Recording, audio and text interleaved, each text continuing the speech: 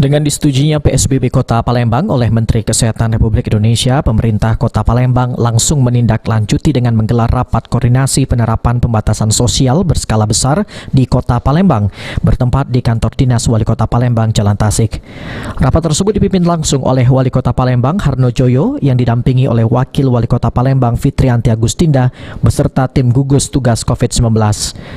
Usai menggelar rapat, Wali Kota Palembang mengatakan sesuai instruksi Gubernur Sumatera Selatan, PSBB di Palembang mulai berlaku H+2 setelah Lebaran Idul Fitri.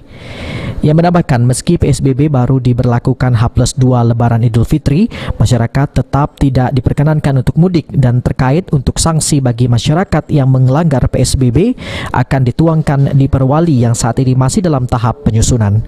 Saya kira walaupun PSBB belum diberlakukan, itu sudah menyampaikan surat instruksi karena dasarnya kan aturan dari pusat bahwa mudik tidak diperkenankan. Jadi walaupun PSBB belum diberlakukan itu tetap berlaku.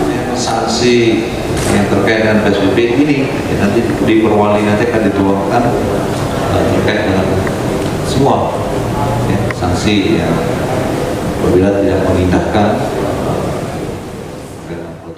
Wali Kota Palembang berharap peran serta masyarakat sebagai garda terdepan untuk sama-sama mematuhi protokol kesehatan penyebaran COVID-19. Heru Wahyudi, Val TV.